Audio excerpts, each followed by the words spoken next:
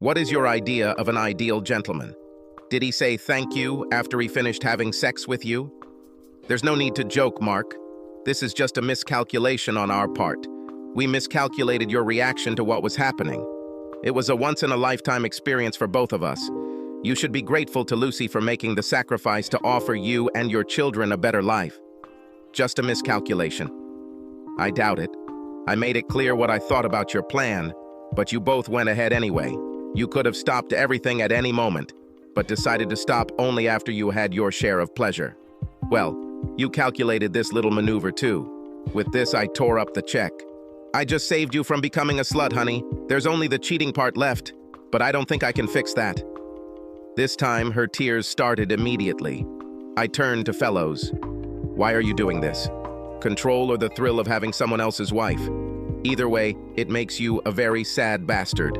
Lord, how old are you? 48 years old, and you act like a child, stealing toys just because you can. Don't you have anything more meaningful to focus on? William laughed in response. I run an international corporation and give millions to charity. I have something to focus on. According to the research I did last night, you inherited this corporation, and under your management, it is shrinking. When it comes to charities, attending gala dinners and fundraisers must be difficult. When was the last time you did something yourself, got your hands dirty and actually helped another person? I doubt you have it in you. You're so self-absorbed and too busy playing games with people's lives. Judging by the way you planned this weekend for everyone to know, you must be turned on by humiliating others. Sorry, Lucy, but it wasn't just because he wanted you, he fucked every board member's wife. So, you're one of many. Why don't you, William, try to grow up, have a real relationship with someone, put some of your wealth to good use, and stop being a complete asshole? For the first time, I saw him stumble over his words and look unsure of himself. I continued, Shane, you better get that piece of crap out of my sight before I take a chance on you. I saw Shane hide a small smile before saying to Fellow Ez, I think it's time for us to leave, sir, before your safety becomes an issue. After they left, I grabbed a snack and went down to the beach, trying to avoid the others. Just when I thought I was alone on the beach, I noticed Charlotte lying in a hammock reading. If she had been beautiful before, now, when she smiled, she became truly dazzling. I approached her. Sorry about last night. Before I could continue, she replied, There is no need for this. I was sure that you would accept the offer. If I had known, I would never have approached you. Your reaction is completely understandable, and your speech at breakfast was absolutely wonderful. I couldn't agree more. When you left, Lucy burst into tears, and I've never seen William look so embarrassed.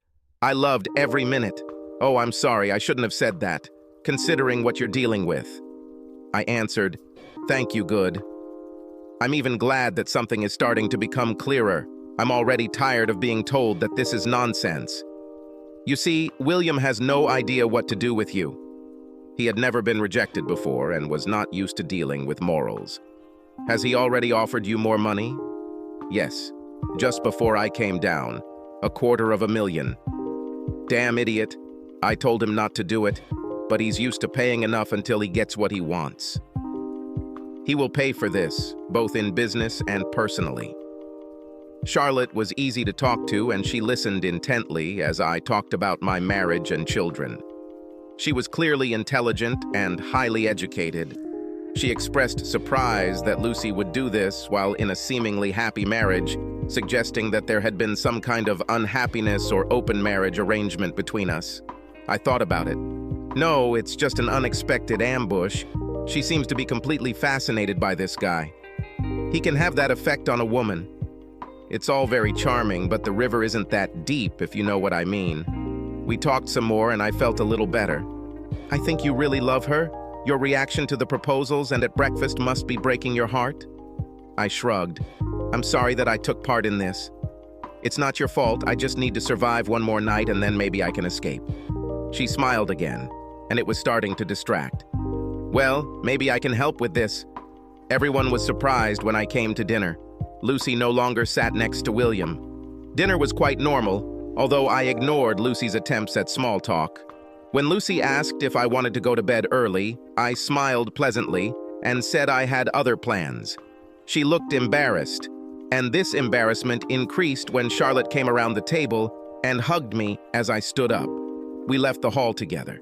We walked down to the cabins on the beach. The original plan was to just leave together and give Lucy a taste of her own medicine. But Charlotte felt good in my arms, very good. And when we kissed, at least some of the disappointment of the last 24 hours disappeared. I thought about keeping my morals, my sense of right and wrong, but then I looked at her. I guess Lucy wanted me to be more flexible, and as far as I'm concerned, our marriage vows have already been broken by Lucy. I had an outstanding night with Charlotte. It wasn't just her beauty. She had a serene sexiness. Every move seemed so precise and perfectly timed. She truly was a master of her craft. Surprising myself, I didn't think about Lucy and didn't feel guilty. The painful memory of Lucy with William easily eliminated any hint of remorse. I had a good time. Boat, taxi to the airport, and then the usual flight home. I picked up the kids and made arrangements for their weekend as best I could. I made up a vague story about how their mother and I had had a fight, but that we would work things out, and was just suggesting dinner when Lucy came into the house, dragging our heavy suitcase. The children ran upstairs to get ready, shouting, "Hi, Mom!" Lucy smiled. "Dinner is a good idea. If you give me a few minutes, I'll get ready." "I'd rather you didn't do that, Lucy. Like you said, I don't know how much time I'll have with them, so I'd rather we go alone." Lucy. When I met William, I immediately felt a connection. He seemed so dashing, confident, strong, charming, almost like old movie characters. It was strange that later, in Mark's presence, he was neither of them. Flirting led to lunch and then dinner. It was exciting. I felt dizzy from it. After dinner, he kissed me goodnight, and I almost melted, but I was determined not to cheat and told him about it. William talked about how some of his relationships were open, and I wondered if Mark might be able to go for it. When he offered to make this offer, I thought that the money would justify it. Jack supported me, and we started making plans for the weekend. The weekend started out brilliantly. I had a great time with Mark and almost gave up on the whole thing. If only I could. William said that everything would be fine and that he should relax. Both he and Jack said to expect Mark to reject the idea, but to give him time to calm down. Mark reacted completely differently than we expected and planned. The biggest shock was that he actually looked unwell. I wanted to run after him, but William assured me that everything would be fine. He asked Charlotte to meet him, so when he didn't return, I thought he was staying with her. I was relieved, and after months of waiting, I was desperate to spend time with William. As soon as he kissed me, I realized that I would succeed. He led me into his bedroom, and before I could take off my clothes, I was already excited with anticipation. William stood in front of me and undressed me as if I were the most delicate trophy. I felt so special. Despite his age, he was incredibly fit. I was not disappointed by his body or his manhood below the waist. When I reached out to him, William pulled away and started kissing my whole body, kissing me everywhere, slowly. He gauged my reaction and responded, seemingly in sync with everything I wanted and needed. My first climax came quickly, caused by his skillful caresses. When I came to my senses, he stood up and began to kiss me passionately. He was a skilled lover. I was stunned by the sensations that washed over my body. Now I was completely captured by desire. He increased the pace and began to take me hard. As the next climax approached, William followed me. Finally, we both relaxed in each other's arms. I woke up in the middle of the night, confused, believing I was sleeping with Mark, and shocked to find another man lying next to me. I felt guilty, wondering where Mark was and how he was feeling. I must have disturbed William because he woke up and kissed me, and my guilt was soon forgotten when he climbed on top of me again. This morning I was brushing my teeth when William came up behind me. He seemed insatiable. We moved back onto the bed, holding each other's hands before I pushed him onto his back and straddled him, delighted by the look of desire and ecstasy on that face. Once again, it was able to coincide with our final climax. It was everything I had hoped for, and I was thrilled. I kissed William and thanked him for a wonderful night. It felt natural to hold his hand as we walked down the stairs and into the dining room, and I looked forward to another night. I turned to look at Mark, and everything fell apart. I had to swallow my panic when Mark exploded. Everything had to go wrong. It was clear that he had not slept with Charlotte. Even without this, I thought that he would leave, but I did not expect such anger. What scared me most was his cold rage. Mark was too logical in everything. He anticipated almost all of my well-developed arguments. When I brought them, supported by William, they sounded much more convincing, but Mark crushed them all in 5 minutes, making them sound weak and pathetic even to me. I tried my best to hold my position, but I realized that I was losing. After he left, I collapsed, sobbing hysterically. William looked unsure for the first time. When I came to my senses, I tried to find him, but I couldn't. Jack and William then proposed the idea of stopping everything by offering more money. When we offered Mark more money later that day, I was amazed at how things turned out. William's presence had diminished so much that he truly seemed small, insignificant. Before that, his authority was such that I believed everything he said, but now this authority was undermined to the limit. He assured me that we could have fun without ruining my marriage. This plan crumbled into dust, and I was no longer sure of anything. I then flew into an irrational rage, assuming that I would stay on the island longer and have fun, but was surprised by Jack's calm but cruel response. "Don't be so damn stupid, Lucy. If you want to have even the slightest chance of saving your marriage, ask for forgiveness. You better be honest and serious in what you say. He doesn't seem like a man who's willing to change his mind." Personally, I can't argue with anything he said at breakfast. I was even more shocked when Jack told William that they would never have the same things again. He continued by saying that Mark was a decent guy and didn't deserve any of the crap we caused, and William should take his advice and think about growing up. I was amazed that Mark was present at the evening dinner. I tried to talk to him, but he simply ignored me. When he left with Charlotte, I was devastated. I was going to run after him, but what could I say? Because I basically told him to do it and spent most of the trip justifying meaningless sex. I felt angry and betrayed, and then I remembered that I had done this and more with Mark, but what made it worse was that it was all pre-planned and so public. I think I deserve it. At least it might help us stay together if we both cheat. The plane ride back without Mark made me realize how much trouble my marriage was in, because he had managed to find a way to leave the island before us. I never really talked to him properly after that incident. The realization of my actions began to become apparent, and waves of guilt washed over me. I reminded myself about money. Who in their right mind would refuse such an amount?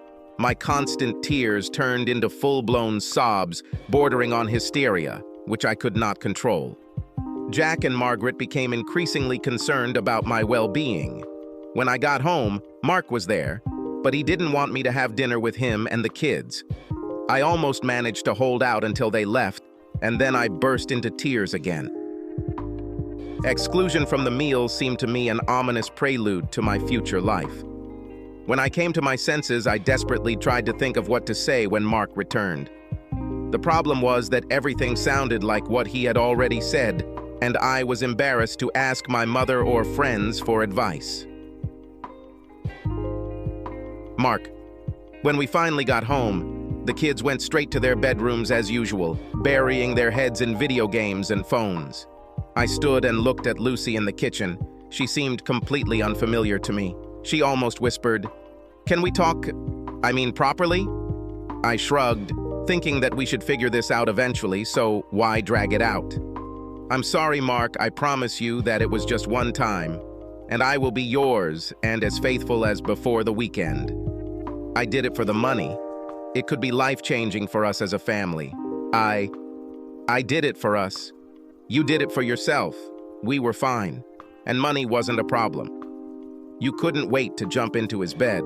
You must have been in for a fancy dinner and sex. Overall, everyone had a good time. You are overreacting. It shouldn't mean anything. You really should skip phase A, Lucy. It's bullshit, and you know it. This wasn't casual sex. It was a planned betrayal, arrogant, selfish, all those traits that I hate, and now I hate you very much. So you did the same thing to that slut. No, I didn't. I took revenge because nothing seems to reach you. You couldn't pull your head out of your ass to see how it affected me. I would never have thought about this if I had a faithful wife. And I hope it hurts. Really hurts. So you might have some idea of what I feel. Only I didn't plan this in advance, and with the knowledge of everyone else, making myself look like a complete idiot. Speaking of which, how long did your secret plan take? And was this your first time with him? Her eyes widened at this, but then she seemed to realize that this was a sincere and reasonable question. It was the first time we had dinner, and I knew that he liked me.